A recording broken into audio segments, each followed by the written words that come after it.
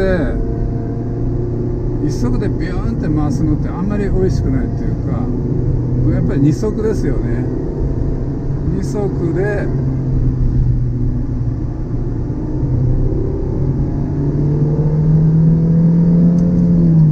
こうコントロールする感じを持ちながら走るのがいいのかなっていうふうに思います。ちょっと下りなんでね、盛り上がりという意味ではちょっと感じにくいかと思いますけど、回転が盛り上がる様子ですね。長い上りの直線なんかが一番分かるポイントなんですけどね、ちょっとこういう下りでは一気にスピードが出てしまいますので、公道ですのでそれはできないので、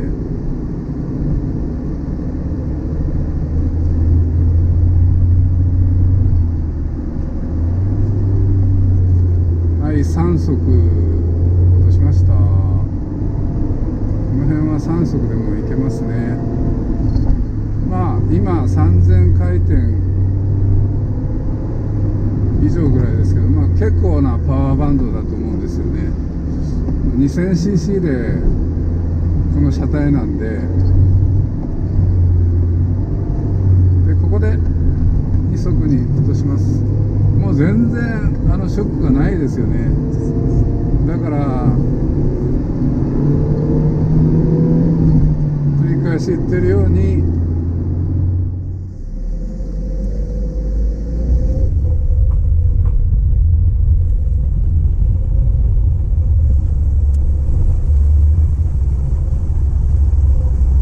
いやー気持ちいいですね。もうなんかちょっと秋の風情、ちょっと涼しく感じますね。すごい気持ちいいです。風が気持ちいい感じですよ。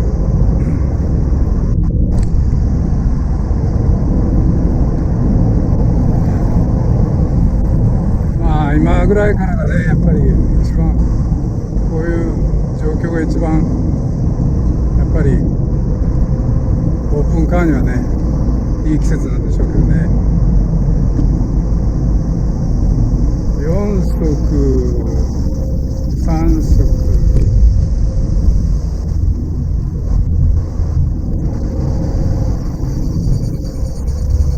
2速、大丈夫ですね。オイル交換しなくてもいいかもですね。これだけ調子がいいんであれば。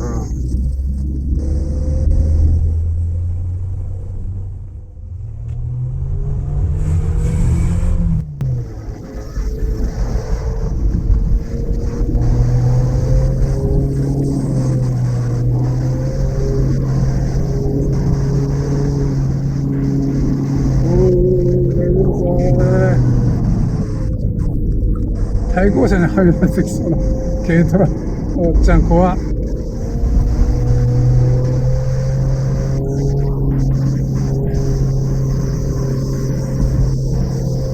公道ですからね、安全に行きましょう。安全に。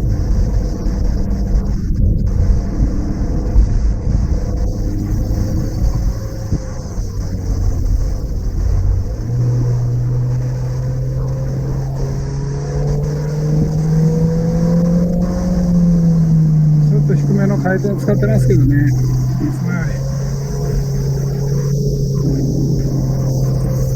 り。いつもの相変わらずのコースで申し訳ありませんけど、